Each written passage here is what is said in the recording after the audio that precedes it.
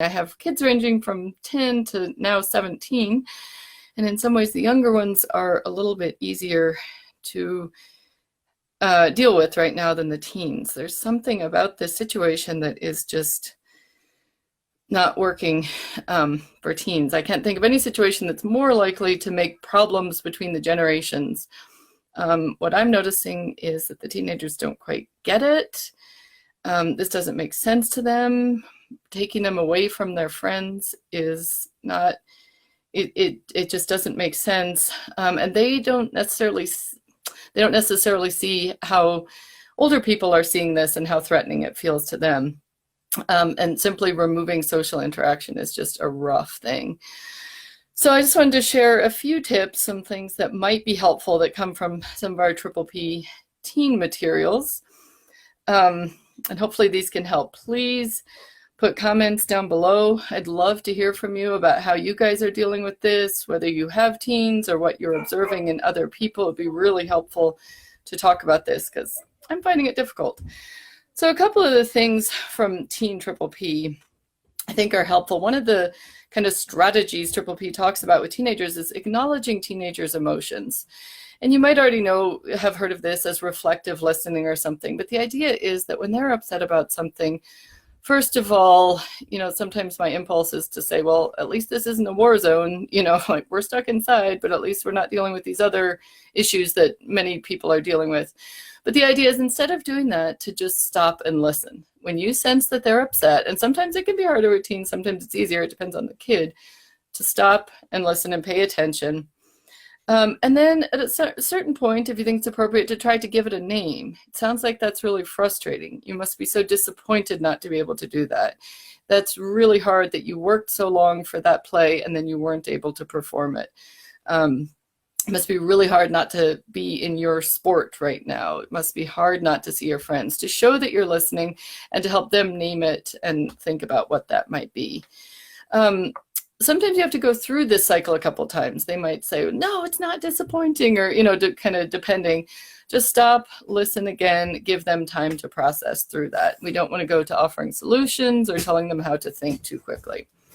Having said that, there may come a time where you feel like there would be a solution, or you want to ask, is there something I can do to make this easier for you? How can we process this? What can we do now? And then Triple P has a strategy called coaching problem solving. It's about as simple as it sounds. But the idea is to say, well, at this point, this is the situation we're dealing with. What are some options we have for how to deal with it?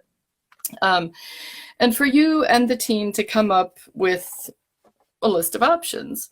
So they might, really sorry you can't see your friends right now. It sounds like that's really important to you. What are some options? If they say, well, you could just let me go out, don't just put that on the list. Well, keep thinking of other ones. You'll have to rule it out eventually, but, use it for now.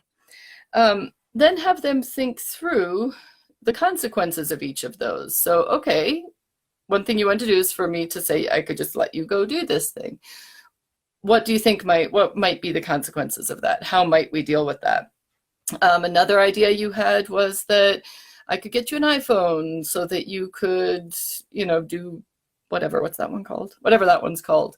What might be the consequence of that? Have them think through it, put them in the position of trying to think about the pros and the cons and how it might work and how to make it work.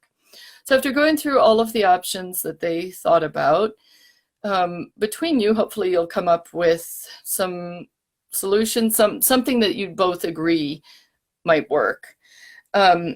If that's the case, then have them try it. Okay, so what you've decided is that I should let you have some extra time at night with your phone so you can do video calls. Or it's important to you to be able to, I don't know what else they might come up with, something else. Let's try that. Why don't you go try that? That's a compromise we can both live with, and then get back to me. And we'll see how that went, and we'll see if we need to try another solution. And then always with kids, with teens, with everybody, just pay attention to those good things they are doing.